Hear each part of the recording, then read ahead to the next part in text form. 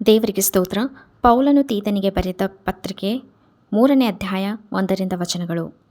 ಅಧಿಪತಿಗಳಿಗೂ ಅಧಿಕಾರಿಗಳಿಗೂ ಅಧೀನರಾಗಿ ವಿಧೇಯರಾಗಿರಬೇಕೆಂತಲೂ ಸಕಲ ಸತ್ಕಾರ್ಯಗಳನ್ನು ಮಾಡುವುದಕ್ಕೆ ಸಿದ್ಧರಾಗಿರಬೇಕೆಂತಲೂ ಯಾರನ್ನೂ ದೂಷಿಸದೆ ಕುತರ್ಕ ಮಾಡದೆ ಎಲ್ಲ ಮನುಷ್ಯರಿಗೆ ಪೂರ್ಣ ಸಾಧು ಗುಣವನ್ನು ತೋರಿಸುತ್ತಾ ಸಾತ್ವಿಕರಾಗಿರಬೇಕೆಂತಲೂ ಅವರಿಗೆ ಜ್ಞಾಪಕ ಕೊಡು.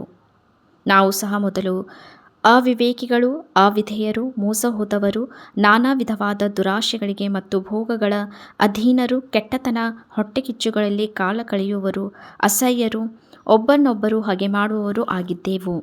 ಆದರೆ ನಮ್ಮ ರಕ್ಷಕನಾದ ದೇವರ ದಯೆಯೂ ಜನೋಪಕಾರವೂ ಪ್ರತ್ಯಕ್ಷವಾದಾಗ ನಾವು ಮಾಡಿದ ಪುಣ್ಯಕ್ರಿಯೆಗಳ ನಿಮಿತ್ತದಿಂದಲ್ಲ, ಆತನ ಕರುಣೆಯಲ್ಲಿ ಪುನರ್ಜನ್ಮವನ್ನು ಸೂಚಿಸುವ ಸ್ನಾನದ ಮೂಲಕವಾಗಿಯೂ ಪವಿತ್ರಾತ್ಮನು ನಮ್ಮಲ್ಲಿ ನೂತನ ಸ್ವಭಾವವನ್ನು ಉಂಟು ಮಾಡುವುದರ ಮೂಲಕವಾಗಿಯೂ ಆತನು ನಮ್ಮನ್ನು ರಕ್ಷಿಸಿದನು.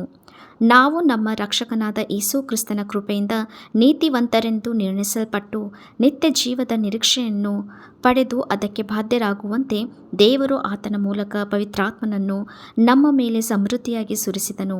ಇದು ನಂಬತಕ್ಕ ಮಾತಾಗಿದೆ. ದೇವರಲ್ಲಿ ನಂಬಿಕೆ ಇಟ್ಟಿರುವವರು ಸತ್ಕ್ರಿಯೆಗಳನ್ನು ಮಾಡುವುದರಲ್ಲಿಯೂ ಜಾಗರೂಕರಾಗಿರುವಂತೆ ನೀನು ಈ ಎಲ್ಲ ಮಾತುಗಳನ್ನು ದೃಢವಾಗಿ ಹೇಳಬೇಕೆಂದು ಅಪೇಕ್ಷಿಸುತ್ತೇನೆ.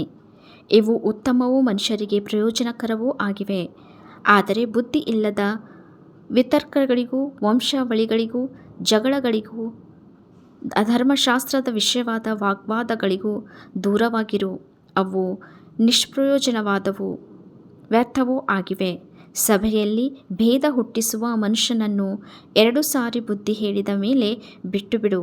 ಅಂಥವನು ಸನ್ಮಾರ್ಗ ತಪ್ಪಿದವನು, ಪಾಪ ಮಾಡುವವನು ಆಗಿದ್ದಾನೆ. ತಾನು ಶಿಕ್ಷಾಪಾತ್ರನೆಂದು ಅವನ ಮನಸ್ಸೇ ನಿರ್ಣಯಿಸುವುದು. ಕಡೆ ಮಾತುಗಳು.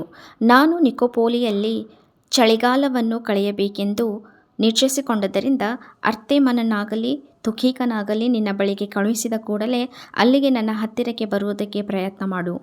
ನ್ಯಾಯಶಾಸ್ತ್ರಿ ಜೇನನ್ನು ಅಪೊಲ್ಲೋಸನನ್ನು ಜಾಗ್ರತೆಯಾಗಿ ಸಾಗ ಕಳುಹಿಸು. ಅವರಿಗೇನು ಕೊರತೆಯಾಗಬಾರದು. ನಮ್ಮ ಜನರು ಸತ್ಕ್ರಿಯಾಹೀನರಾಗದಂತೆ ಅವರು ಸಹೋದರರಿಗೆ ಬೇಕಾದುದನ್ನು ಕೊಡುವವರಾಗಿ ಪರೋಪಕಾರವನ್ನು ಕಲಿತುಕೊಳ್ಳಲಿ. ನನ್ನೊಂದಿಗಿರುವವರೆಲ್ಲರೂ ನಿನಗೆ ವಂದನೆ ಹೇಳುತ್ತಾರೆ. ಕ್ರಿಸ್ತನನ್ನು ನಂಬುವವರಾಗಿ ನಮ್ಮನ್ನು ಪ್ರೀತಿಸುವವರಿಗೆ ವಂದನೆ ಹೇಳು. ಕೃಪೆಯು ನಿಮ್ಮೆಲ್ಲರೊಂದಿಗಿರಲಿ. ಈ ವಾಕ್ಯ ಭಾಗವು ಪೌಲನು ತೀತನಿಗೆ ಬರೆದ ಪತ್ರಿಕೆ 3ನೇ ಅಧ್ಯಾಯ 1ರಿಂದ 15 ತನಕ ವಚನಗಳು.